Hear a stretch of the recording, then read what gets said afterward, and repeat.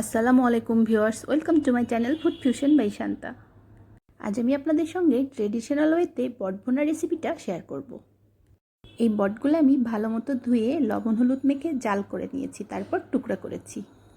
প্রথমে একটা প্যানের মধ্যে আমি টুকরা করে কেটে রাখা বটগুলা দিয়ে দিব। বটগুলো আমি এরকম ছোট টুকরা করেছি, আপনারা চাইলে বড় করেও কেটে নিতে পারেন।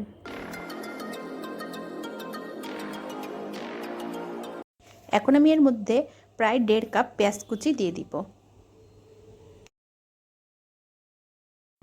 এখন আমি এর মধ্যে দিয়ে দিব মিডিয়াম সাইজের 2টা আলু টুকরা করা।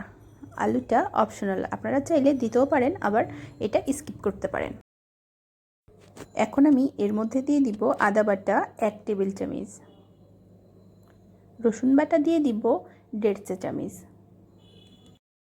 আমি একটা নারকেল কুড়িয়ে সেখান থেকে দুধ বের করে নিয়েছি। এই দুধ থেকে উপরের ঘন অংশটা 1 কাপের মতো দিয়ে দিব। এখন আমি এর মধ্যে 1 টেবিল চামচ তেল দিয়ে দিব। এখন আমি এর মধ্যে দিয়ে দিব শুকনো মরিচের গুঁড়া 2 চা চামচ, হলুদের গুঁড়া দিয়ে দিব 1 চা চামচ, লবণ দিয়ে দিব স্বাদ অনুযায়ী। এখন নেড়ে চেড়ে ভালোভাবে মশলাগুলা বটের সঙ্গে ভালো মতো মিশিয়ে নিব। আপনারা চাইলে হাত দিয়েও মশলাটা ভালো মতো মেখে নিতে পারেন।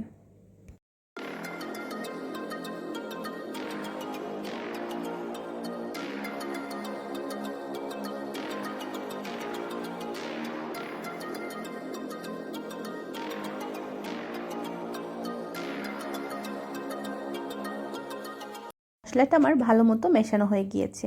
এখন আমি এর মধ্যে দিয়ে দিব 2-3 টুকরা এলাচ ও দারচিনি। এখানে 2-3 টুকরা লং ও দিয়েছি। এখন একটা ঢাকনা দিয়ে ঢেকে চুলাটা জ্বালিয়ে দিব এবং 5 থেকে 6 মিনিট সিদ্ধ হতে দিব। এখন ঢাকনাটা খুলে ভালো মতো নেড়ে চেড়ে দিব এবং কষাতে থাকব। এই বটগুলো আপনি যত বেশি সময় ধরে কষাতে পারবেন, টেস্টটা তত বেশি ভালো আসবে। এই বটগুলা কষাতে আবার 15 থেকে 20 মিনিটের মতো সময় লাগবে। বটগুলো আমি খুব ভালো মতো কষিয়ে নিয়েছি। এখান থেকে খুব সুন্দর একটা স্মেলও বের হয়েছে। এখন আমি আর 2 থেকে 3 মিনিট কষাবো, তারপর আমি এর মধ্যে বাকি নারকেলের দুধটুকু দিয়ে দিব। এই পর্যায়ে বটগুলা কিন্তু খাওয়ার উপযুক্ত হয়ে গিয়েছে। আপনারা চাইলে এভাবেও পরিবেশন করতে পারেন, কিন্তু আমি এখানে বাকি নারকেলের দুধটুকু দিয়ে একটু ভুনা করে নিব। এখন আমি এখানে আরও বাকি প্রায় 2.5 কাপের মতো নারকেলের দুধ দিয়ে দিয়েছি। দিয়ে নেড়ে চেড়ে জাল করব আরও 10 থেকে 15 মিনিট। এখন আমি এর মধ্যে দিয়ে দিব 2 চা চামচ জিরার গুঁড়া, দিয়ে ভালোভাবে নেড়ে চেড়ে দিব এবং চুলায় আরও জাল করতে থাকব। বটগুলো আপনাকে মিডিয়াম আঁচে রেখে চুলায় বেশ কিছু সময় ধরে জাল করতে হবে। তারপর এক সময় বটগুলো এরকম একটা টেক্সচারে চলে আসবে। এখন আমি একদম জালটা লোতে রেখে আরও 3 থেকে 4 মিনিট চুলায় রাখবো, তারপর এটা পরিবেশন করব।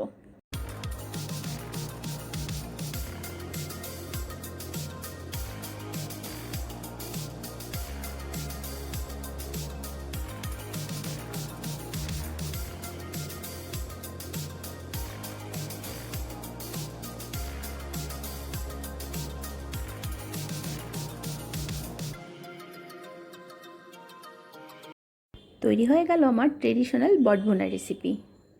আর আমার রেসিপি যদি আপনাদের ভালো লেগে থাকে, অবশ্যই ভিডিওটাতে একটা লাইক করবেন আর চ্যানেলটা সাবস্ক্রাইব করতে অবশ্যই ভুলবেন না। আর অলরেডি যারা সাবস্ক্রাইব করেছেন তাদেরকে অসংখ্য ধন্যবাদ। এই রেসিপিটা আপনারা ভাত, পোলাও বা রুটির সঙ্গে পরিবেশন করতে পারেন। আমার মতো করে রেসিপিটা আপনারা অবশ্যই বাসায় তৈরি করে দেখবেন।